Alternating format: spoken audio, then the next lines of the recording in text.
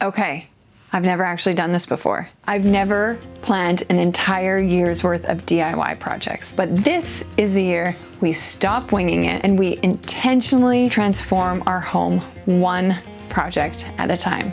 Let's do it.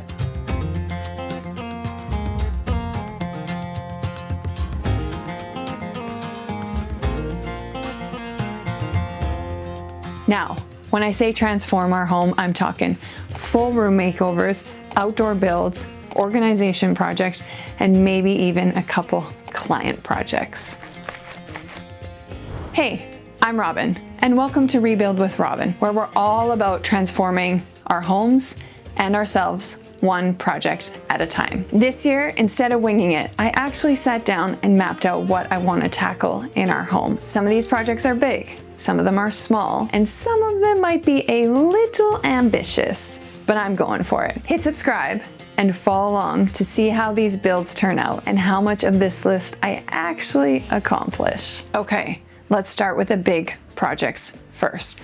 The room transformations. First up is our primary bedroom. And if you've been following along, you know this is a continuation from last year. We've already started the transformation. We are finished the closet and the feature wall, and now we need to transform this side of the room. I am thinking a floating vanity. This is the inspo here. And then once we're done that, the styling and the full reveal. This is one of those projects that is gonna feel completely different when we are all finished, and I can't wait to share it with you. Next up is my son's bedroom in the basement. He has been waiting so patiently for this, like I'm talking a year's worth of patience. So here's where we started. The plan is to create a space that actually feels like his and not a dumping ground or a storage room like it currently feels. We're gonna focus on function, fun, and something that he can grow into. If you have kids, you know how fast their needs change. So when I'm designing this space, I'm not only focusing on now, but also looking ahead so that this transformation works today and works in 5 years. Our third and final room transformation will be our mudroom. Oh, the mudroom, how it so desperately needs our help. It is currently not functioning very well for us, as you can see. We need a space for all the footwear, the outdoor gear, the clothing, the baseball gear, the hockey gear. We can make what you see right now so much more functional. This is one we're gonna get started on this year, but realistically, it's going to carry into 2027. We're hoping to bring in a contractor to help get that structure in place,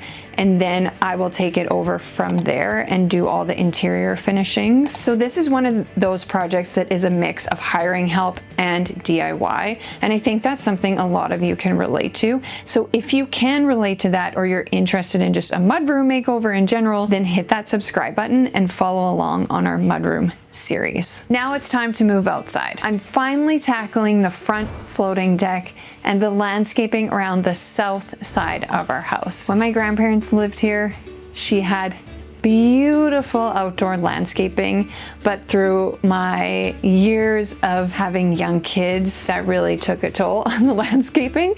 So we are starting pretty much fresh, and I've worked with ChatGPT a little bit to get a few ideas, so it'll look something like you see in that inspo photo, but maybe a little bit different. It's just inspiration. This is one of those projects that I've had on my list for a long time, but I just haven't tackled it yet. It's gonna really liven up our curb appeal and change how we use the front of our home, especially in those warmer months. I can picture myself sitting out on the deck in the afternoon while I wait for my kiddos to get off the bus. This is one I am excited about and really looking forward to working outside. Hit that like button if you're into a mix of bigger DIY projects and smaller practical projects. I will be sharing all of these on my channel over the coming year, so hit that subscribe button and don't miss a single transformation. Not everything this year is a full room renovation. We're also doing a living room refresh. Nothing structural, but a big shift in how the space feels. I'm thinking about adding a coffee table, some lighting, some art, and just overall styling to make this space more functional and feel more homey. Right now, it's kind of boring, feels basic, as though something is missing because something is. These kinds of projects are definitely out of my comfort zone. I am much more at home on the saw when I am building, but I know styling projects can make a huge impact without a full reno. So it is time to get out of my comfort zone and get this living room refreshed. And then we have the organization projects, the projects that just make life easier. I'm planning a full under sink cabinet organization because if your sink looks anything like mine, you know it's time. Next up, we're adding some more storage to our office using the IKEA PAX system. Now, I'm conflicted about this project because one, we clearly need more storage. As I look around the office, there's a lot of clutter. But two, adding that storage unit means we are getting rid of this beautiful backdrop behind me. This is right where the IKEA PAX system is going to go. So maybe one day there'll be a YouTube studio in my future.